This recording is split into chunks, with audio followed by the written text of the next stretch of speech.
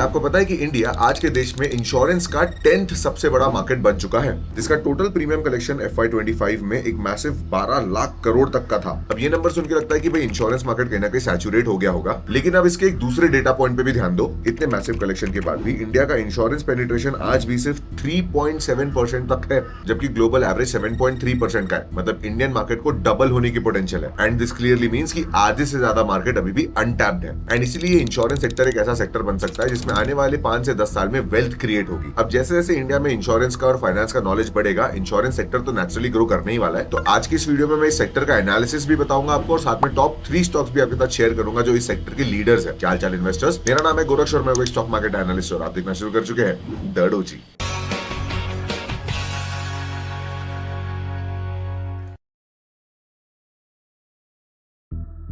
तो इन्वेस्टर, अगर आप इस चैनल पे नए हो तो मैं आपको बता दूं कि मैं किसी भी सेक्टर एनालिसिस वीडियो को 2 पार्ट्स में डिवाइड करता हूं। सबसे पहले तो इस सेक्टर कैसा है, उसका आउटलुक कैसा है, ये सेक्टर की कंपनीज पैसे कैसे कमाती है, इसे हम समझ लेंगे। तो आज की वीडियो में हम इंश्योरेंस सेक्टर का एक बार ओवरव्यू जान लेंगे कि भाई सेक्टर में पैसे आते कैसे। एंड देन सेकंड सेगमेंट में मैं आपके साथ इस सेक्टर के टॉप 3 स्टॉक्स शेयर करूंगा और उनका बिजनेस एनालिसिस भी आपको बताऊंगा। अगर आप इस चैनल पर नए हो तो सब्सक्राइब करना है। Let's start with the sector analysis of insurance sector. ज्यादातर लोगों को लगता है कि इंश्योरेंस कंपनी सिर्फ प्रीमियम लेती है और जब क्लेम आता है तो आपको पैसे दे देती है और बीच में जो बचा वो उनका प्रॉफिट, लेकिन ऐसा नहीं है। ये बिजनेस एक इन्वर्टेड प्रोडक्शन साइकिल पे डिपेंड करता है। आप आज प्रीमियम देते हो और क्लेम 20 साल बाद लेते हो। इस बीच में थाउजेंड्स ऑफ करोड़ कंपनी के पास जमा हो जाते हैं और इन थाउजेंड्स ऑफ करोड़ को कहा जाता है फ्लोट। और इस फ्लोट को फिर इंश्योरेंस कंपनी बॉन्ड या फिर इक्विटी मार्केट में इन्वेस्ट करती है और उसके ऊपर में फिर मैसिव रिटर्न्स जनरेट करती है। इंडिया में ब्रॉडली 2 तरह के इंश्योरेंस है, एक लाइफ इंश्योरेंस और एक non life insurance. Life insurance में प्रॉफिटेबिलिटी 3 चीजों से आती है। मोर्टेलिटी सरप्लस, मतलब अगर एक्चुअल डेथ प्रोजेक्शन से कम हो, देन एक्सपेंस सरप्लस और सबसे बड़ा इन्वेस्टमेंट सरप्लस। एक लाइफ इंश्योरेंस स्टॉक को इवैल्यूएट करने के लिए हमेशा 3 मेट्रिक देखेंगे।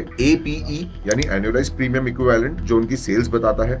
सेकंड, VNB मार्जिन्स यानी value of new business margin, जो उनकी प्रॉफिटेबिलिटी बताता है। And then third is embedded value, जो कंपनी की टोटल औकात बताता है, सिंपल भाषा में। एंड वही नॉन लाइफ यानी कि जनरल इंश्योरेंस एक शॉर्ट टर्म बिजनेस है जहां गेम चलता है कंबाइंड रेशियो पर। अगर COR 100% से कम है मतलब कोर बिजनेस प्रॉफिटेबल है। लेकिन इंडिया में कॉम्पिटिशन इतना हाई है कि FY26 में जनरल इंश्योरेंस सेक्टर का अंडरराइटिंग में 30,000 करोड़ का लॉस हुआ था। फिर भी ये सेक्टर ओवरऑल 13,000 करोड़ के प्योर नेट प्रॉफिट पे था। कैसे? क्योंकि फ्लोट पे इन्वेस्टमेंट रिटर्न्स आए थे। बेसिकली जो पैसा कंपनी के पास हमने दिया था उस पैसे को इन्वेस्ट करके कंपनी ने इतना पैसा बनाया कि लॉसेस तो ऑफसेट हो ही गए, तो 13,000 करोड़ का प्रॉफिट भी बन गया। अब आपके मन में एक इंपॉर्टेंट सवाल आ सकता है कि भाई इस सेक्टर पे मैं इतना लॉन्ग टर्म के लिए बुलिश क्यों हूं? तो उसके भी मैं 3 रीजन आपके साथ शेयर करूंगा। सबसे पहला है 100% FDI एंड कॉम्पोजिट लाइसेंसिंग। नए सबका बीमा सबकी रक्षा एक्ट 2025 के आने से इस सेक्टर में FDI की लिमिट 100% हो गई है। ग्लोबल कैपिटल डायरेक्टली इंडिया के रूरल एरियाज में पेनिट्रेट कर रहा है। साथ ही में अब एक ही कंपनी लाइफ, हेल्थ और जनरल इंश्योरेंस बेच पाएगी, जिससे कि इनकी क्रॉस सेलिंग पावर भी स्काई रॉकेट करेगी। दूसरा मेजर ड्राइवर है 0% GST।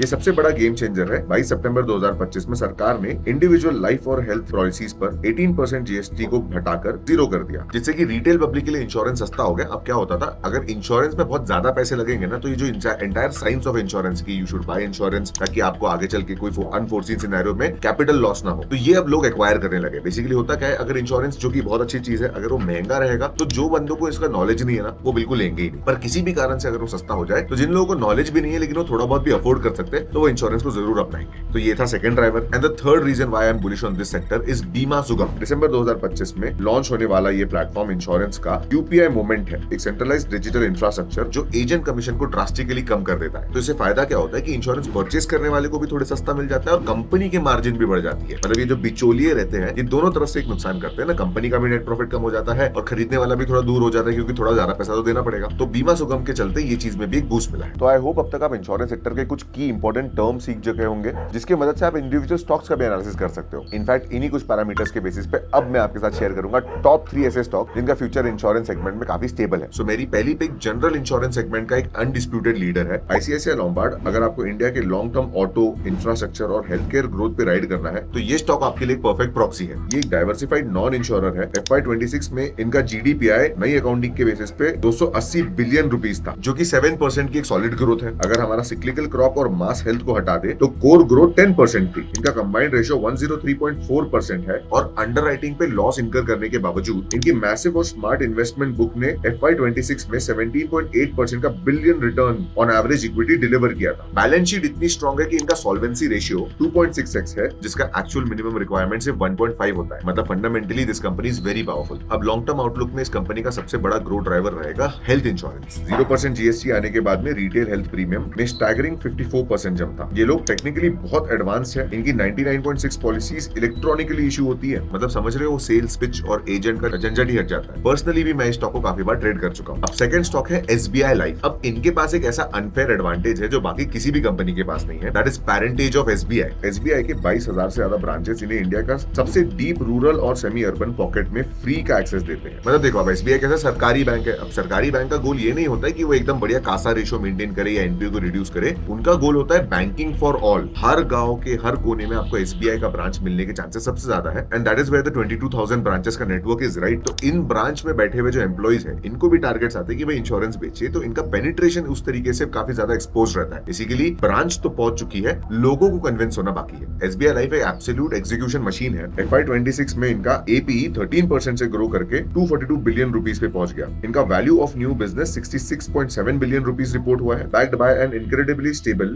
VNB margin of 27.5%। Profitability की बात करें तो इनका operational profit that is operating return on embedded value 19.7% है और इनकी embedded value 807 billion rupees cross कर चुकी है। लॉन्ग टर्म में ये कंपनी सिर्फ कंसिस्टेंट कंपाउंडर नहीं बल्कि मल्टी बैगर पोटेंशियल भी रखती है, क्योंकि लाइफ इंश्योरेंस तो भाई देखो इंडिया में बहुत मैंडेटरी है। यहीं पे मैं थोड़ा लाइफ इंश्योरेंस के बारे में बताऊंगा। देखो, कोई स्पॉन्सरशिप नहीं है, कोई पेड एड भी नहीं है। अब आप खुद समझो, अगर आप इंडिया में रहते हो और जहाँ पे थोड़ा सा पेट्रियार्कल, मतलब अच्छी चीज नहीं है बट पेट्रियार्कल सोसाइटी है, एक आदमी कमाता है, उसके ऊपर 5 डिपेंडेंट होते हैं, तो अगर ये एक आदमी को कुछ भी हो जाता है तो पूरी फैमिली के ऊपर में फाइनेंशियल क्राइसिस आ जाता है। तो अगर आप भी अपने फैमिली के प्राइमरी अर्नर हो तो आपका लाइफ इंश्योरेंस होना मैंडेटरी है। मतलब जितना इंपॉर्टेंट आप SIP को देते हो ना, उतना इंपॉर्टेंस आपको लाइफ इंश्योरेंस को भी देना पड़ेगा, क्योंकि आप जो अर्निंग मेंबर हो, अगर आपको कुछ हो जाता है तो आप खुद ही सोचिए, जो वाइफ आपके बच्चों को भी रेस कर रही है, आपके पेरेंट्स की भी केयर कर रही है, तो उसने जो अपनी वर्किंग एज को गिव अप किया है, वो आपके जाने के बाद में एकदम से काम शुरू नहीं कर पाएगी। That is why you need to have a life insurance. एंड आपकी इसी मजबूरी का एडवांटेज कहीं ना कहीं SBI लाइफ को मिलेगा। तो या तो आप समझदार होकर लाइफ इंश्योरेंस लीजिए या मजबूरी में लीजिए, आपको लेना तो पड़ेगा ही। And the third and one of my favourite insurance company is HDFC life. ये कंपनी इंडस्ट्री में अपने प्रोडक्ट इनोवेशन और टॉप टियर टेक इंटीग्रेशन के लिए जानी जाती है। हाल ही में सरेंडर वैल्यू नॉर्म और GST इनपुट लॉस के कारण मार्जिन पर थोड़ा प्रेशर बना है, लेकिन मेरे हिसाब से तो ये क्लियर बाय द डिप की अपॉर्चुनिटी होती है। रेगुलेटरी हेडविंड के बावजूद FY26 में इन्होंने रेजिलिएंट परफॉर्मेंस दी। इनका APE 8% से बढ़कर अब 166 बिलियन रुपीस रहा है। इनका VNB अब 40.3 बिलियन रुपीस रहा है with healthy VNB margin of 24%। अगर हम इनके वन टाइम GST रूल का इंपैक्ट हटा दे तो इनके मार्जिन स्ट्रिक्टली 25% पे रहते हैं, विच इज आउटस्टैंडिंग। एंड इनका एम्बेडेड वैल्यू 621 बिलियन रुपीस का है with a staggering ROEV of 15.4%। तो इन्वेस्टर्स, इस सेक्टर एनालिसिस वीडियो से आपको ये सीखने मिलता है कि इंश्योरेंस एक अंडर टैप्ड मार्केट है इंडियन इंडस्ट्री में। और इंडिया में अगर आपको लॉन्ग टर्म के अच्छे सेक्टर्स ढूंढने हैं तो उसमें आपको कैपिटल मार्केट